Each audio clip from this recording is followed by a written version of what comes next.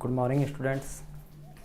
महेंद्र कुमार जोनवाल आपका फिर से एक बार स्वागत करता हूँ।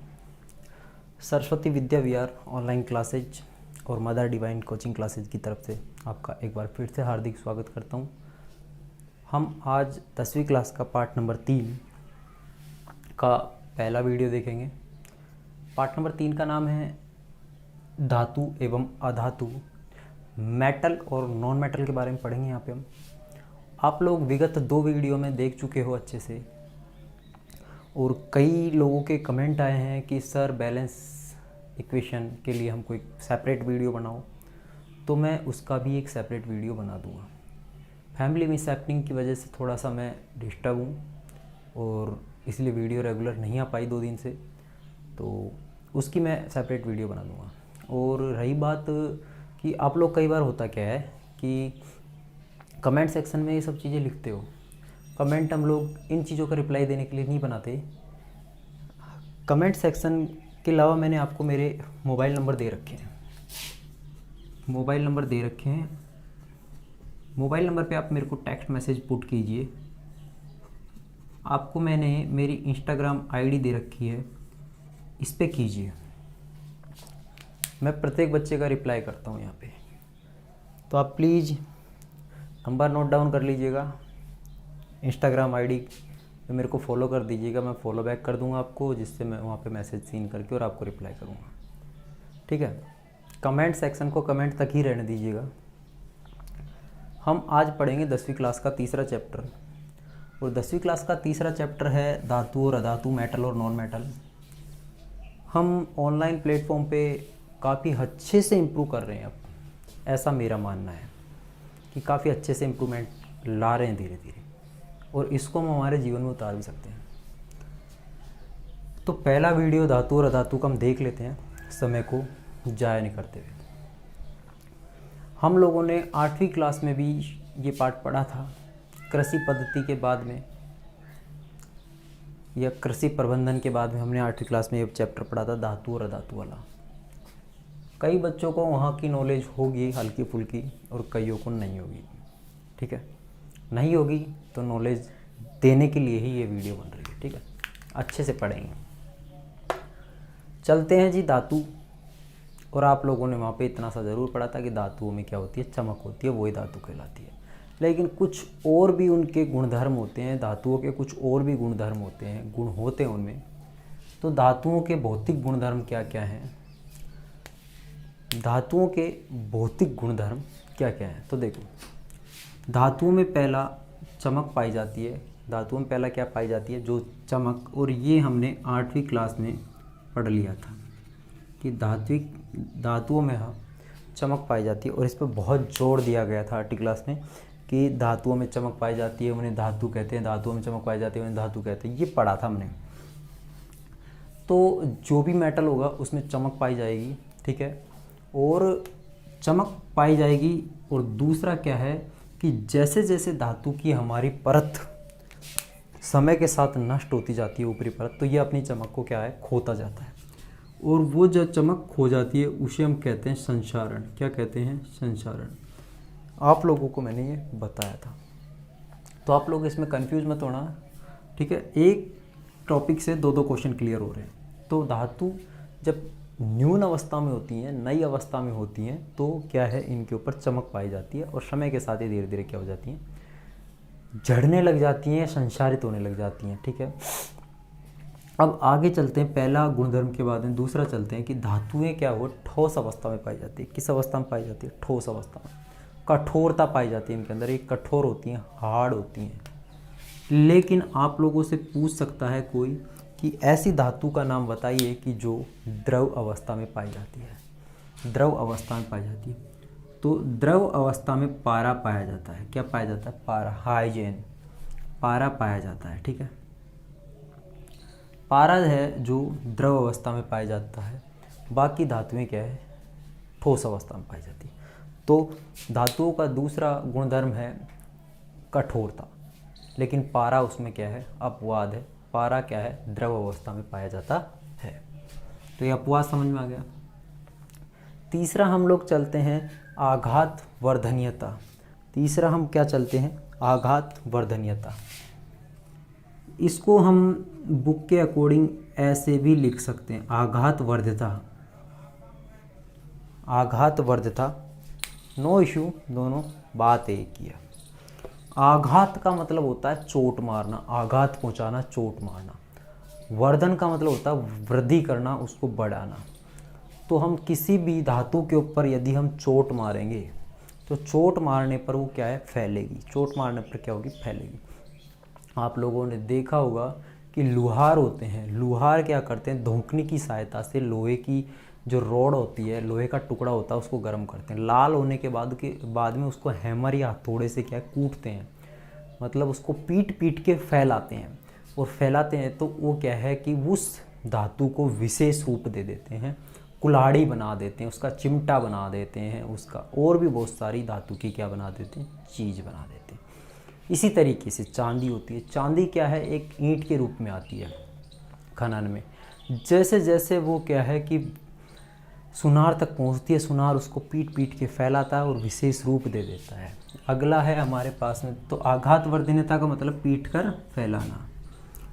उष्मा का सुचालक, तो इसको पढ़ाने से पहले डायरेक्ट हम चलते हैं तन्यता की ओर। तन्यता का मतलब होता है तार बनाना। तन्यता का मतलब क्या होता है, तार बनाना, तार बनाना।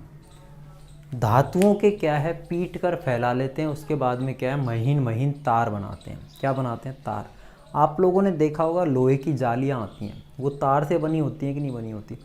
तो धातुओं को पीट कर फैलाते हैं, उसे तो हम क्या कहते हैं, आघात वर्धनीयता। और जब ये पीट कर फैला लेते हैं, चद्दर की जैसे बना लेते हैं, तो फिर इनके क्या है, हम तार बना लेते हैं। क्या बना लेते हैं, तार। आप लोगों को आश्चर्य होगा इस चीज़ का कि जो सोना होता है, सोना,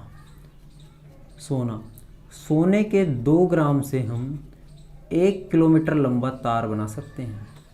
सोने के 2 ग्राम से हम, सॉरी गलत बता दिया, 1 मिनट। सोने के हम 1 ग्राम से 2 किलोमीटर लंबा तार बना सकते हैं।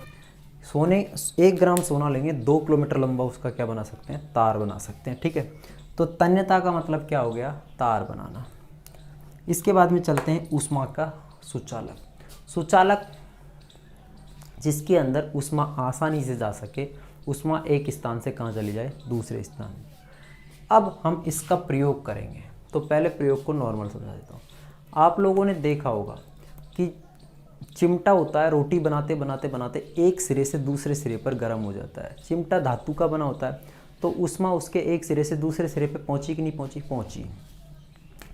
यहाँ पे एक प्रयोग करके बताया गया, एक स्टैंड लिया गया है। स्टैंड पे क्या है, एक रोड लगा दी यहाँ पे, और रोड के यहाँ पे क्या कर दिया, मोम लगा दी, मोम लगा के इसके यहाँ पे पिन लगा दी, पिन।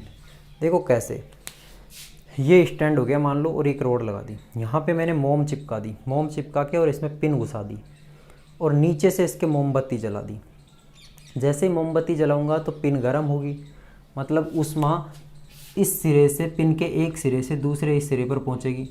एक सिरे से दूसरे सिरे पर जब ऊष्मा पहुंचेगी तो मोम पिघलेगी, और मोम पिघलेगी तो क्या है, पिन नीचे झड़ के और गिर जाएगी। ठीक है, तो इससे यह सिद्ध होता है कि हमने पिन का ये वाला सिरा गर्म किया था, और गर्म यहाँ तक हो गया दूसरे सिरे तक, इस कारण ही मोम झड़ गई।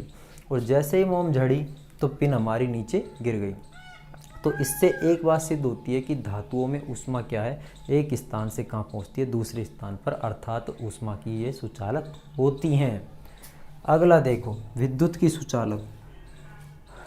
आप लोगों को पता है कि धातुओं, तार होते हैं विद्युत के, वो क्या होते हैं, धातुओं के बने होते हैं। सिंपल सी बात है। धातुओं में क्या है, विद्युत धारा भी प्रवाहित होती है। आप लोहे के ऊपर कोई तार लगा के स्विच को ऑन करोगे, लोहे का हाथ लगाओगे, तो आपको शॉक लगता है कि नहीं लगता, झटका लगता है कि नहीं लगता। तो सिंपल सी बात है कि धातुओं में भी क्या जाती है, विद्युत धारा प्रवाहित होती है। धातुओं में क्या होती है, विद्युत धारा प्रवाहित होती है। और जो चांदी होती है, ये सबसे ज़्यादा विद्युत धारा की सुचालक होती है। कोई पूछ सकता है कि विद्युत की सुचालक सबसे ज़्यादा कौन सी धातु है, तो आपको बोलना है चांदी। कौन सी धातु है, चांदी। ठीक है जी। एक आता है गलनांक। सभी धातुओं का गलनांक क्या होता है, बहुत ज़्यादा होता है, अधिक होता है, ठीक है। सभी धातुओं का गलनांक क्या होता है, बहुत अधिक। गलनांक का मतलब होता है कि ठोस अवस्था से द्रव अवस्था में परिवर्तन होना। तो ठोस अवस्था से द्रव अवस्था में परिवर्तित होना धातु, जैसे ये ठोस हो गया और ये द्रव अवस्था में हो गई। तो जब हम ठोस अवस्था से किसी वस्तु को गर्म करेंगे तो द्रव अवस्था में परिवर्तित होगी। तो धातु क्या करती है, इसमें बहुत टाइम लेती हैं। धातु क्या करती है, इसमें बहुत टाइम लेती हैं, बहुत ज़्यादा टाइम लेती हैं। तो इसलिए इनका गलनांक क्या होता है, अधिक होता है, ठीक है। तो आप लोग धातुओं के भौतिक गुणधर्म देखोगे। पहला चमक, शाइनिंग पाई जाती है। दूसरा कठोरता, लेकिन द्रव, सब धातुएं कठोर रूप में या ठोस रूप में पाई जाती है, लेकिन पारा इसका क्या है, अपवाद। पारा द्रव रूप में पाया जाता है। सभी धातुओं को पीटकर हम फैला सकते हैं और उनको विशेष रूप दे सकते हैं।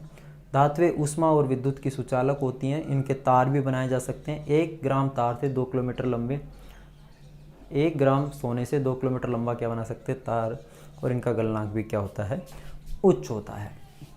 अब हम कुछ आगे देखेंगे। ये प्रैक्टिकल बिल्कुल सिंपल है। पिन के ऊपर हमने क्या है, मोम लगाई थी। जैसे पिन को गर्म किया, मोम क्या है, पिघल गई। पिघलने से पिन हमारी नीचे गिर गई। इससे यह पता चलता है कि एक सिरे से ऊष्मा कहाँ पहुंच गई, दूसरे सिरे पर, ठीक है। तो धातुएं क्या है, ऊष्मा की भी सुचालक होती हैं। ये वाली परिभाषा आपसे कोई पूछ सकता है कि सोनोरस या ध्वनिक किसे कहते हैं। सोनोरस या ध्वनिक किसे कहते हैं, तो आप लोगों को पता है कि धातुएं किसी भी चीज़ से टकराती हैं तो आवाज़ उत्पन्न करती हैं। धातुएं किसी भी चीज़ से टकराती हैं तो आवाज़ उत्पन्न करती हैं। मान लो कि मैं गेट पे जाके और कुछ मारूं, गेट पे किसी चीज़ को मारूं, गेट पे मैं मार कर को मारूं, तो आवाज़ आएगी कि नहीं आएगी, आएगी। तो धातुएं किसी भी चीज़ से टकराएंगी तो वो क्या करेंगे, आवाज़। आप स्कूल में घंटी देखते हो, घंटी का वो डंडे से घंटी बजाते हैं, हथौड़े से घंटी बजाते हैं, तो आवाज़ आती है कि नहीं आती। तो धातुएं किसी भी चीज़ से जब टकराती हैं तो आवाज़ उत्पन्न करती हैं और इसे ही हम कहते हैं सोनोरस। क्या कहते हैं, सोनोरस, या कहते हैं ध्वनिक, या क्या कहते हैं, ध्वनिक। तो आप लोग इसको एक बार नोट डाउन कर लीजिए या फिर आप लोग इसका स्क्रीनशॉट कर लीजिए। जैसे आप स्क्रीनशॉट करते हो उसके बाद में मैं क्या है कि दूसरा आपको टॉपिक चेंज करूँगा, ठीक है। आप एक बार देख लीजिए।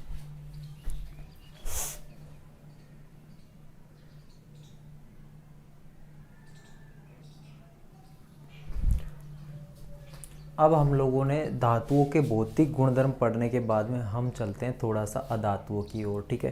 तो हम लोगों ने बताया था कि धातुओं में चमक होती है, धातुओं में आघात वर्धनीयता पाई जाती है, तन्यता पाई जाती है, विद्युत और ऊष्मा की सुचालक होती हैं, ठीक है। ये सब चीज़ें हमने पढ़ ली थी। अब चलते हैं हम अधातुओं की ओर।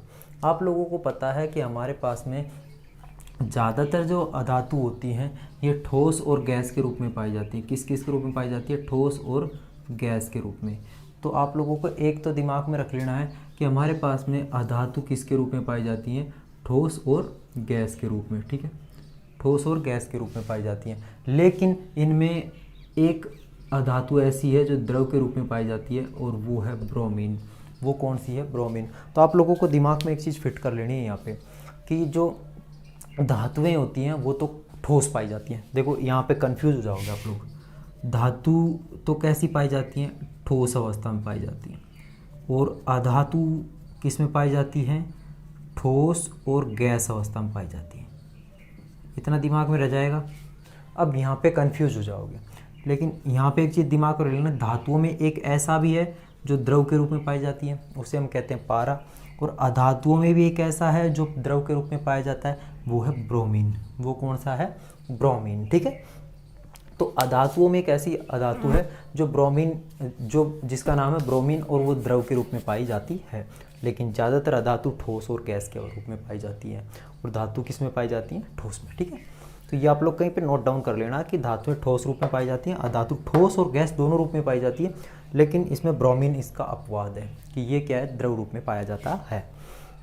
अब हम कुछ चलते हैं अपवादों की ओर कि भाई धातु और अधातुओं में भी कुछ ऐसे अपवाद हैं कि जो हमको बहुत ज़्यादा परेशानी में डाल देते हैं जब हम पढ़ते हैं तब। तो पहले उन अपवादों को हम क्लियर कर लेते हैं। तो वो अपवाद कौन कौन से हैं वो देखो भाई।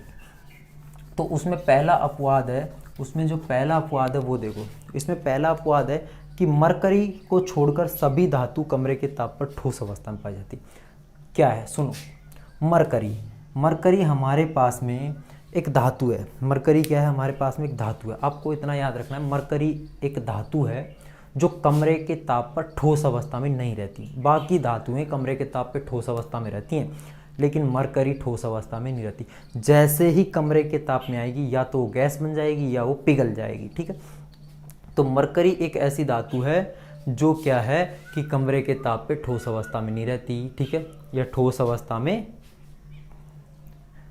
मरकरी को छोड़कर सभी धातु कमरे के ताप पर ठोस अवस्था में पाई जाती है, लेकिन मरकरी तो नहीं पाई जाती ना। बाकी धातुएं तो ठोस अवस्था में पाई जाती है, लेकिन मरकरी नहीं पाई जाती, ठीक है। तो मरकरी कमरे के ताप पे क्या हो जाती है, पिघल जाती है या गैस बन जाती है उसकी, बाकी और की नहीं होती।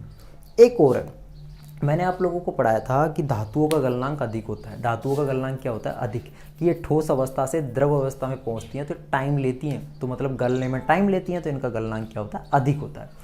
लेकिन भाई हमारे पास में गैलियम और सीजियम, गैलियम और सीजियम, इसको तो हम कहते हैं गैलियम, क्या कहते हैं, गैलियम, और इसको हम कहते हैं सीजियम, क्या कहते हैं, सीजियम। इसका परमाणु क्रमांक है 31 और इसका परमाणु क्रमांक कितना है, 55, ठीक है। परमाणु क्रमांक अपन बाद में पढ़ेंगे, आवर्त सारणी में परमाणु क्रमांकों के आधार पर आवर्त सारणी डिजाइन की गई है। तो आप लोगों को इतना याद रखना है, गैलियम और सीजियम जिनके परमाणु क्रमांक 31 और 55 हैं, ये क्या करते हैं कि भाई धातुओं का वैसे तो गलनांक क्या होता है, बहुत ज़्यादा होता है, लेकिन गैलियम और सीजियम का गलनांक क्या होता है, कम होता है। इनको हथेली पे भी रख लोगे तो ये पिघल जाएंगे, इतना गलनांक कम होता है कि इनको ठोस रूप में आप हथेली पे रखोगे थोड़ी देर में पिघल जाएंगे। तो गैलियम और सीजियम एक तरह के अपवाद हैं धातुओं के, कि भाई इनको हथेली पे रखोगे तो पिघल जाती है, ठीक है। तो ये दूसरा अपवाद आ गया। एक और चीज देखो, आयोडीन का परमाणु क्रमांक है 53। आयोडीन अधातु है, लेकिन फिर भी ये क्या है, चमकीला है। मतलब मैंने तो ये बोला था आपसे कि धातुओं में क्या पाई जाती है, चमक। मैंने बोला था धातुओं में क्या पाई जाती है, चमक। लेकिन आपसे कोई पूछ ले कि एक ऐसी अधातु का नाम बताइए उसमें भी चमक पाई जाती है, तो आप लोगों को सीधा सा जवाब दे देना है कि आयोडीन एक ऐसी अधातु है कि उसमें चमक पाई जाती है। तो आयोडीन एक ऐसी अधातु है जिसमें क्या पाई जाती है, चमक पाई जाती है, ठीक है। बाकी तो धातुओं में पाई जाती है, लेकिन यहाँ पे अधातुओं में भी क्या पाई जाती है, चमक। और अधातु उस अधातु का नाम क्या है, आयोडीन। एक और इम्पोर्टेंट चीज़ है कि क्षारीय धातु क्या करती हैं। अब क्षारीय धातु पूछ लेता है आपको कई बार कि क्षारीय धातु कौन सी है, तो क्षारीय धातु आपको बोल देना लिथियम, सोडियम, पोटेशियम, ये क्या है, क्षारीय धातु। ये कौन सी धातु है, क्षारीय धातु। अब ये आपको क्षारीय धातु ये सारी की सारी मैं आपको लोगों को आवर्त सारणी में पढ़ाऊंगा, ठीक है। अभी इतना दिमाग में रखना है, लिथियम, सोडियम और पोटेशियम, इसको Li को हम बोलते हैं लिथियम, इसको क्या बोल लेते हैं, लिथियम। इसको हम बोलते हैं सोडियम, इसको क्या बोलते हैं, सोडियम, ठीक है। और इसको बोलते हैं पोटेशियम, पोटेशियम। और ये सारी की सारी क्या है, क्षारीय धातु हैं। ये कौन सी धातु हैं, क्षारीय धातु। तो जो क्षारीय धातु है इनको हम आसानी से क्या है, चाकू से काट सकते हैं। क्या कर सकते हैं, आसानी से चाकू से काट सकते हैं। तो ये लास्ट वाला जो है इसको थोड़ा समझाने में टाइम लगेगा, इसलिए पहले एक बार क्लियर कर देता हूँ कि ज़्यादातर जो धातुएं होती हैं ठोस और गैस के रूप में पाई जाती हैं, लेकिन एक अपवाद है और वो है ब्रोमीन। ब्रोमीन क्या पाई जाती है, द्रव के रूप में पाई जाती है, ठीक है। ठीक है, आगे चलते हैं। मरकरी को छोड़ के सभी अधातु कमरे के ताप पे पिघल जाती है। मरकरी को छोड़कर सभी धातु कमरे के ताप पर ठोस अवस्था में पाई जाती है, लेकिन भाई साहब मरकरी है ना जो कमरे के ताप पर पिघल जाती है, ये ठोस अवस्था में नहीं रहती, ठीक है। मतलब मरकरी कमरे के ताप पे पिघल जाती है, बाकी और नहीं पिघलेगी, मरकरी पिघल जाएगी। अगला आता है, मैंने कहा कि धातुओं का गलनांक क्या होता है, उच्च होता है, लेकिन यहाँ पे गैलियम और सीजियम का गलनांक क्या होता है, कम होता है, ठीक है। गैलियम का परमाणु क्रमांक 31, सीजियम का 55 होता है, मतलब गैलियम और सीजियम का गलनांक क्या होता है, कम होता है। आयोडीन में चमक पाई जाती है, और जबकि ये क्या है, अधातु है। तो तुमसे कोई पूछ ले एक ऐसी अधातु का नाम बताइए जिसमें चमक पाई जाती है, आयोडीन, परमाणु क्रमांक 53। क्षारीय धातुओं को आसानी से चाकू से काट सकते हैं, और क्षारीय धातु हैं लिथियम, सोडियम, पोटेशियम। आगे चलते हैं, हम धातु के ऑक्साइड क्या करते हैं, जल के साथ क्रिया करके और अम्ल बना लेते हैं। देखो भाई, एक अधातु है, अधातु मान लो कि सल्फर हो गई, मैंने कहा कि अधातु होती हैं, ये क्या पाई जाती हैं, ठोस के रूप में पाई जाती हैं और गैस के रूप में पाई जाती हैं। ठोस के रूप में आपने बहुत बार पढ़ लिया, ठीक है, लेकिन अब चलते हैं गैस के रूप में। सल्फ़र हमारे पास में, ये देख लो, सल्फ़र ने क्रिया की ऑक्सीजन से, ऑक्साइड तभी बनेगा जब जाके ऑक्सीजन से क्रिया करेंगे, तो इसने बना दिया सल्फ़र डाइऑक्साइड। गैस बन गई कि नहीं बनी, सल्फ़र डाइऑक्साइड क्या बन गई, गैस, ठीक है। तो ये अधातु गैस बन गई। अब सल्फ़र डाइऑक्साइड जब जल के साथ क्रिया करेगी, मैंने कहा ना कि अधातु का ऑक्साइड, जब अधातु का ऑक्साइड, अधातु देख लेना अपने पास में, कार्बन, सल्फर, आयोडीन, हाइड्रोजन, ये सारे के सारे क्या हैं, अधातु हैं, जो ठोस और गैस दोनों अवस्था में पाया जाता है, ठीक है। तो हमारे पास में अधातु का ऑक्साइड, अधातु का ऑक्साइड हो गया सल्फर डाइऑक्साइड। जब सल्फर डाइऑक्साइड जल के साथ क्रिया करता है तो क्या बना देता है, अम्ल। क्या बना देता है, अम्ल। कैसे बनेगा वो देखो, मैं आप लोगों को एक बार क्लियर कर देता हूँ कि सल्फर, अधातु हमारे पास हो गई, अधातु का ऑक्साइड सल्फर डाइऑक्साइड, ये क्या करेगा, जल के साथ क्रिया करेगा, तो ये बना देगा H2SO4। लेकिन ये अभी अभिक्रिया क्या है, अभी बैलेंस नहीं है। तो देखो भाई, यहाँ पे 2 लगा दिया, यहाँ पे 2 लगा दिया, देखो हाइड्रोजन के 2 दूनी 4, ऑक्सीजन के 2, सल्फर का 1, ऑक्सीजन के 2, यहाँ पे देखो हाइड्रोजन के 2 दूनी 4, सल्फर का 1, ऑक्सीजन के 4, तो 2 और 2 4, सल्फर का 1, हाइड्रोजन के 4। तो हमारे पास में होता क्या है कि जब अधातु ऑक्साइड जब जल के साथ क्रिया करते हैं, अधातु ऑक्साइड जब जल के साथ क्रिया करते हैं तो क्या बना देते हैं, अम्ल। क्या बना देते हैं, अम्ल। अधातु के ऑक्साइड जल के साथ क्रिया करके अम्ल का निर्माण करते हैं। ये इंपॉर्टेंट लाइन है, पूछ सकता है आपसे, और ये एग्जाम्पल नहीं दे रखा है, एग्जाम्पल सेट कर लेना, माइंड में उतार भी लेना, नोट्स में मैं साथ में नोट्स के साथ में लिख के दूंगा ये, लेकिन फिर भी दिमाग में रख लेना कि अधातु को ऑक्साइड जल के साथ क्रिया करके और क्या बना देते हैं, अम्ल बना देते हैं, ठीक है। ब्रोमीन धातु, ब्रोमीन एक धातु है जो द्रव के रूप में पाई जाती है, बाकी किस रूप में पाई जाती है, ठोस और गैस के रूप में। मरकरी क्या करती है, मरकरी क्या करती है, हमारे पास में मरकरी कमरे के तापे पिघल जाती है, ठीक है, बाकी नहीं पिघलती, ठीक है। गैलियम और सीजियम का गलनांक क्या होता है, कम, बाकी का क्या होता है, ज़्यादा। आयोडीन एक अधातु है और ये क्या पाई जाती है, चमक के रूप में पाई जाती है। क्षारीय धातु लिथियम, सोडियम और पोटेशियम होती हैं, मुलायम होती है, चाकू से काट सकते हैं। और अधातु के ऑक्साइड जल के साथ क्रिया करके क्या बनाते हैं, अम्ल बनाते हैं। तो आप एक बार इसको नोट डाउन कर लीजिए, फिर इसके बाद में हम आगे चलेंगे।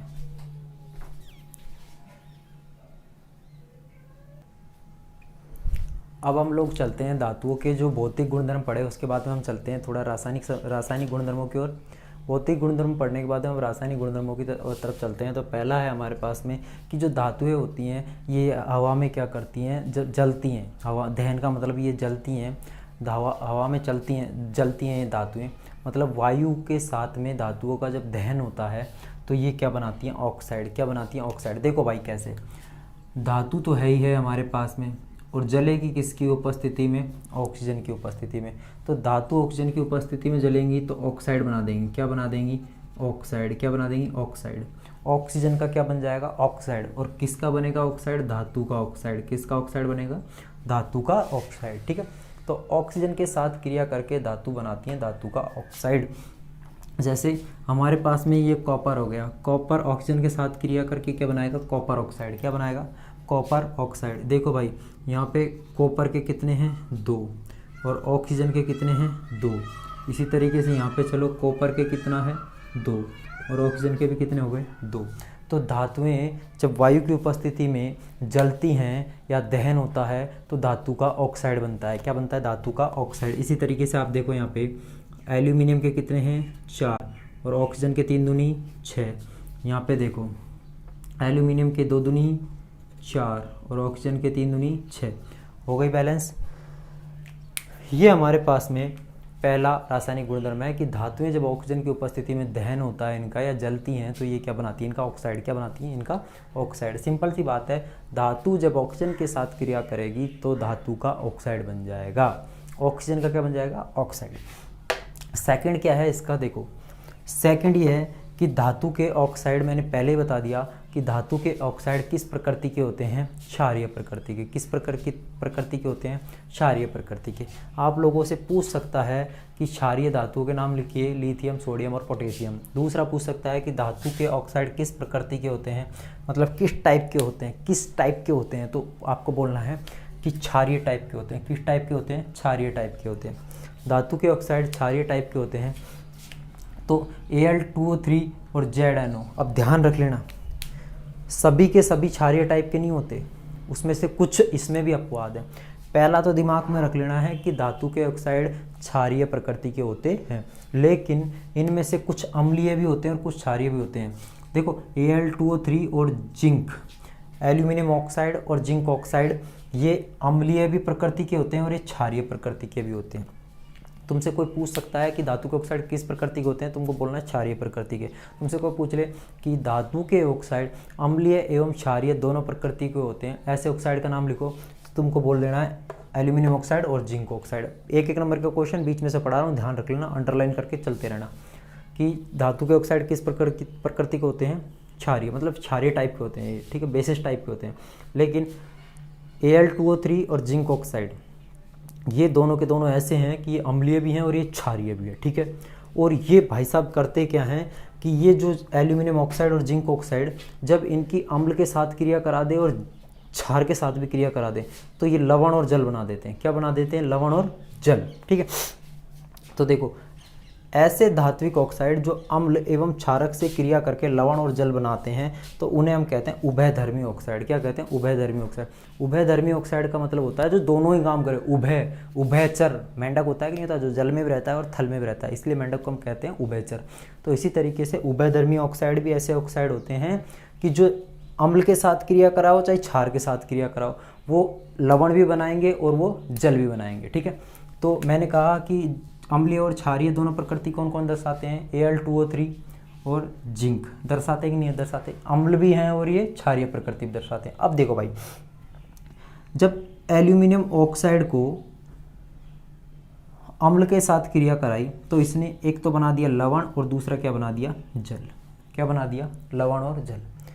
तो धातु के ऑक्साइड अम्ल के साथ भी क्रिया करते हैं और क्षार के साथ भी क्रिया करते हैं। ऐसे धात्विक ऑक्साइड जो अम्ल के साथ और क्षार के साथ दोनों के साथ क्रिया करते हैं तो लवण और जल बनाते हैं, ठीक है। उन्हें ही हम कहते हैं उभयधर्मी ऑक्साइड। क्या कहते हैं, उभयधर्मी। उभयधर्मी का मतलब दोनों तरीके से काम करे, अम्लीय माध्यम में भी लवण और जल बनाए और क्षारीय माध्यम में भी क्या बनाए, और लवण और जल। तो देखो मैंने कहा उभयधर्मी ऑक्साइड जो अम्लीय और क्षारीय प्रकृति का है वो कौन सा है, Al2O3। इसको पहले अम्ल के साथ क्रिया कराई तो भी इसने क्या बनाया, लवण और जल, ठीक है। यहाँ भी इसका Al2O3 को क्षार के साथ क्रिया कराई तो यहाँ भी इसने लवण और क्या बनाया, जल। देखो ये ऊपर वाली अभिक्रिया देखो, एल्यूमिनियम के यहाँ कितने हैं, 2 और ऑक्सीजन के कितने हैं, 3। यहाँ पे देखो हाइड्रोजन के कितने हैं, 6 और क्लोरीन के कितने हैं, 6।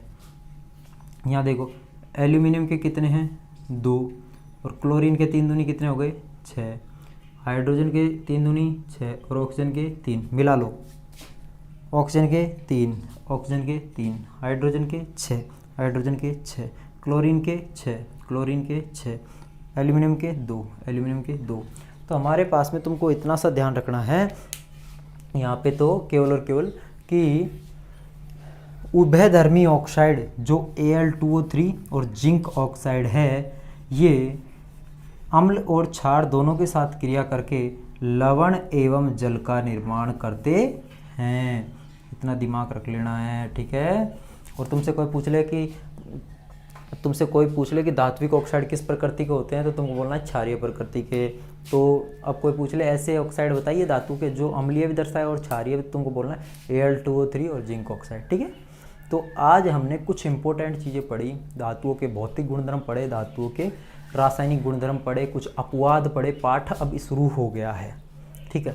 तो आप रेगुलर प्रैक्टिस कीजिएगा और मैं आपको बैलेंसिंग इक्वेशन, संतुलित समीकरण का एक सेपरेट वीडियो बना दूंगा। आप इस चीज़ की टेंशन मत कीजिएगा। मैंने आपको नंबर और अपना इंस्टाग्राम आईडी दे रखा है, उस पर आप फॉलो कीजिए, वहाँ पे मैसेज कीजिए, सॉल्यूशन वहीं मिलेगा या नहीं मिलने वाला, ठीक है। और लगातार मेहनत कीजिए। वो दिन नज़दीक नहीं जब ऑफलाइन क्लासेज स्टार्ट होंगी, क्योंकि राजस्थान में कोरोना का ग्राफ रेगुलर गिर रहा है। आई होप कि अपन जल्दी ही मिलेंगे, और जब भी मिलेंगे एक जज्बे के साथ, एक नई ऊर्जा के साथ मिलेंगे। तब तक के लिए अगली वीडियो जब आएगी तब तक के लिए इसको प्रिपेयर कीजिए, और चैनल को सपोर्ट कीजिए, लाइक कीजिए, सब्सक्राइब कीजिए और दोस्तों के साथ शेयर कीजिए। ठीक है, आपका अप्रिशिएशंस मेरे जज्बे को बढ़ाता है। अच्छी वीडियो आएंगी इससे। Thank you.